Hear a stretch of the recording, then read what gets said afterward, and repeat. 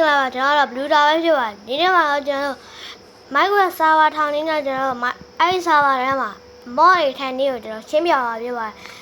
အဲဆိုအချိန်7နဲ့ဗီဒီယိုစလိုက်ရအောင်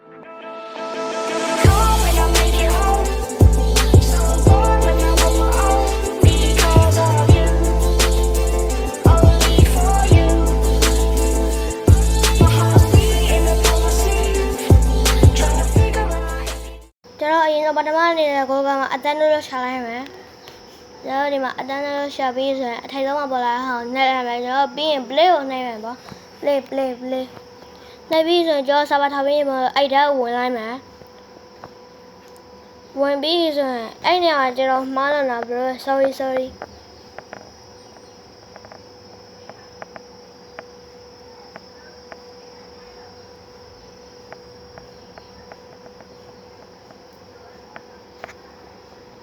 အဲ့ဒီနေရာမှာကျွန်တော် server ကိုတွားနိုင်မိရဗျာအဲ့ဒီနေရာမှာကျွန်တော်စမှားရောပြီးတော့ကျွန်တော်ဟိုဘက်မြေ30အောင်နှိပ်ပြီးတော့အဲ့ဒီ server ကိုထပ်လိုက်ရပါတယ်ခင်ဗျာ server ကိုထပ်လိုက်ပြီးရင် server ကိုထပ်လိုက်တော့ဒီလိုပဲပေါ်လာဗျာဒီလိုပေါ်လာတော့မဟုတ်တော့ကျွန်တော်နောက်တစ်ခေါက်ပြန်နှိပ်ကြည့်မယ်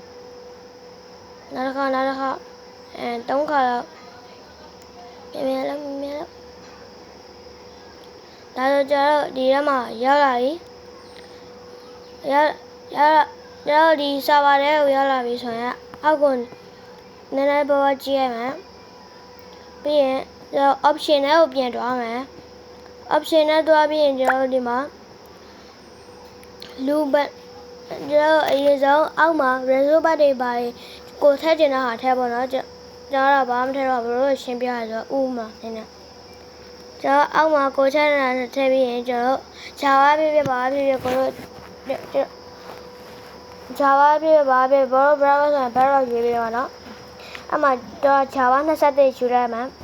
Java 21ရေးပြီးဆိုရင်အပေါ်ဆွမ်းမှာ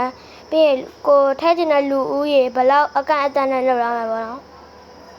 အကန့်အသတ်နဲ့ကျွန်တော်25လောက်လေးပဲထားရမှာပြီးရင်ဟိုကကျွန်တော် peaceful လား easy လားဟိုရေးရမယ်ပြီးရင် spawn location ကိုရေးရမယ် spawn location အဲ့ဒါရေးပြီးရင် bro ကကြိုက်တဲ့ဟာထည့်ပါတော့ကျွန်တော်ဘာမှမထည့်တော့ဘူး abcd ဘာညာတရကဘတ်ထည့်မထမ်းတော့ပါဘူးရပါပြီကျွန်တော်ပြီးရင် server ကိုပြန်သွားမယ် server ပြန်သွားမယ်မဟုတ်ပြကြမှားနိုင်မြန်server ပြန်သွားမယ် server ပြန်သွားရင် stand နေပြီးရင်ရပါပြီဒီဗီဒီယိုကဒီလောက်ပါပဲနောက်ဗီဒီယိုကြမှာကျွန်တော်ပြန်ဆော်ပါမယ် bye bye